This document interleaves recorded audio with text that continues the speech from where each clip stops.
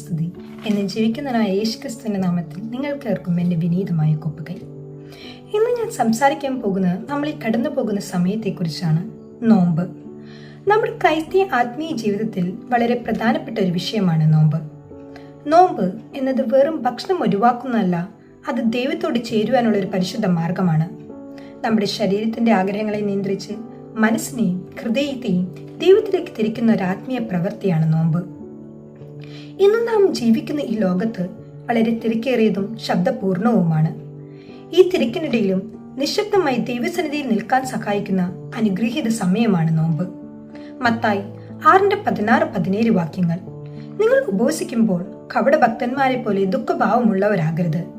അവർ ഉപവസിക്കുന്നതായ മനുഷ്യർ കാണേണ്ടതിന് മുഖം മങ്ങിയതാക്കുന്നു. നീ ഉപവസിക്കുമ്പോൾ തലയിൽ എണ്ണ പുരട്ടി മുഖം കഴുകുക. ഈ വചനത്തിലൂടെ യേശു നമ്മെ പഠിപ്പിക്കുന്നത് നോമ്പ് പ്രകടനത്തിനായല്ല, ദൈവത്തോടുള്ള അന്തരംഗ ബന്ധത്തിനായിരിക്കണമെന്നാണ്. നോമ്പ് മറ്റുള്ളവർക്ക് കാണിക്കാനുള്ള ഒരു ആചാരമല്ല, അത് നമ്മുടെ ഹൃദയത്തിന്റെ വിനയവും സത്യസന്ധതയും പ്രകടിപ്പിക്കുന്ന ഒരു ആത്മീയ പ്രവൃത്തിയാണ്. യേശു ക്രിസ്തു തന്നെ തന്റെ പൊതു ശുശ്രൂഷ ആരംഭിക്കുന്നതിന് മുമ്പ് 40 ദിവസം നോമ്പ് അനുഷ്ഠിച്ചു എന്ന് ബൈബിൾ പറയുന്നു. ആ നോമ്പ് കാലഘട്ടം അദ്ദേഹത്തെ ആത്മീയമായി ശക്തിപ്പെടുത്തുകയും പിശാചിന്റെ പരീക്ഷണങ്ങളെ ജയിക്കാൻ സഹായിക്കുകയും ചെയ്തു. അതുപോലെ തന്നെ നമ്മുടെ ജീവിതത്തിലും നോമ്പ് ആത്മീയ ശക്തിയുടെ ഉറവിടമാകുന്നു. നോമ്പ് നമ്മെ ആത്മനിയന്ത്രണം പഠിപ്പിക്കുന്നു. വിശപ്പിന്റെ വേദന അനുഭവിക്കുമ്പോൾ ആഹാരം ലഭിക്കാതെ കഴിയുന്നതിനെ കുറിച്ച് നാം ചിന്തിക്കുന്നു.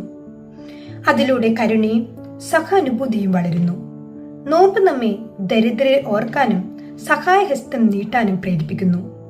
നോമ്പ് പ്രാർത്ഥനയോടും ദാനധർമ്മത്തോടും ചേർന്നാൽ അതിന്റെ ആത്മീയ മൂല്യം വർദ്ധിക്കുന്നു. അതോടൊപ്പം നോമ്പ് ആത്മപരിശോധനയുടെ സമയമാണ്.